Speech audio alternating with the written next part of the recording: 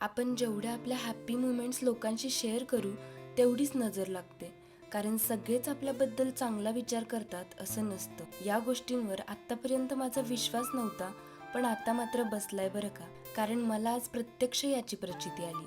आजपर्यंत कधीच जेवढे आजारी नव्हते तेवढी मी आजारी पडले. तशी त्याला माझी धावपळ पण तेवढीच कारणीभूत आहे असं डॉक्टर सांगत होते. आणि त्यात हे भयंकर ऊन, थंडी तापाने तर माझी हालत अशी झालेली ना की मला धड बसावंसं पण वाटत नव्हतं. बबडी मात्र माझी बघा किती काळजी घेत होती. जेवण जात नव्हतं तर जेवायला घातलं आणि गोळ्या पण खायला लावल्या आणि चक्क मला झोपवत सुद्धा होती.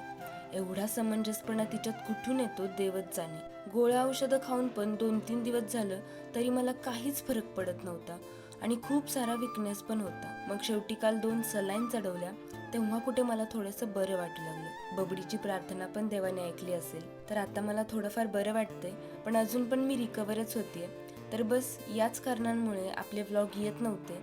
बाकी तुम्ही सर्वांनी मला DM करून माझी एवढी विचारपूस केलीत आणि एवढी काळजी केलीत त्याबद्दल सगळ्यांचे धन्यवाद. पण त्याचबरोबर सध्याचं वातावरण खराब असल्यामुळे सगळेच जण आपापली आणि आपल्या परिवाराची पण काळजी घ्या. Stay healthy, stay safe.